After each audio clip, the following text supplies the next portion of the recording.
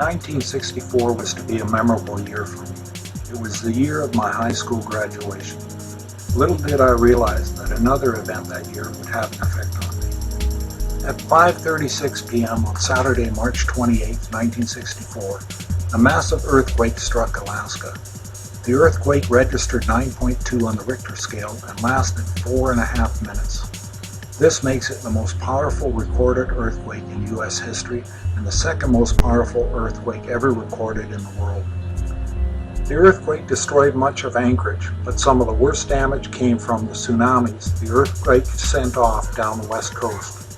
Along most sections of the coast, the first 8-foot wave rolled past almost unnoticed, but in the narrowing confines of the 35-mile-long Barkley Sound, the water was forced to pile up and caused the worst flooding conditions ever recorded in the Alberni Valley.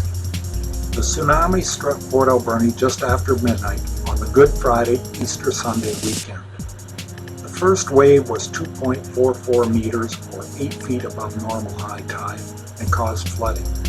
It was followed an hour later by a 3.05 meter or 10-foot wave which lifted houses off their foundations and upended cars.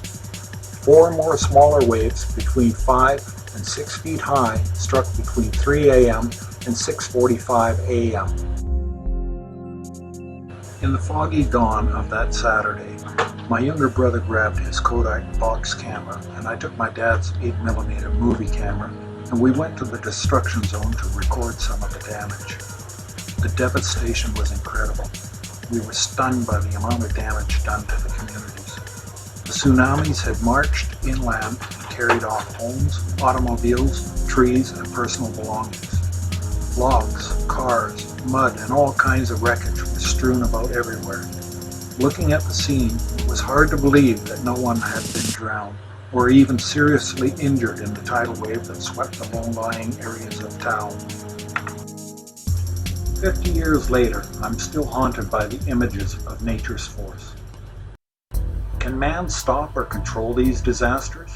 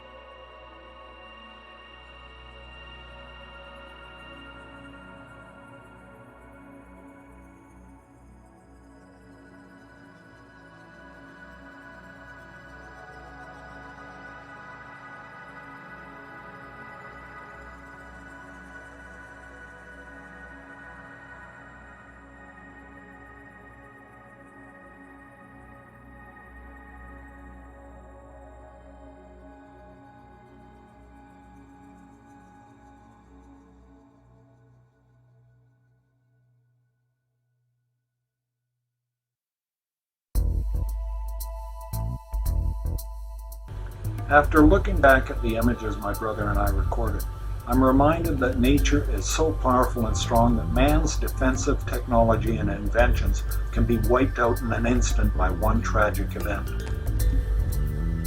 We may be able to predict these destructive forces, but I've come to realize that we will always be at the mercy of the power of nature.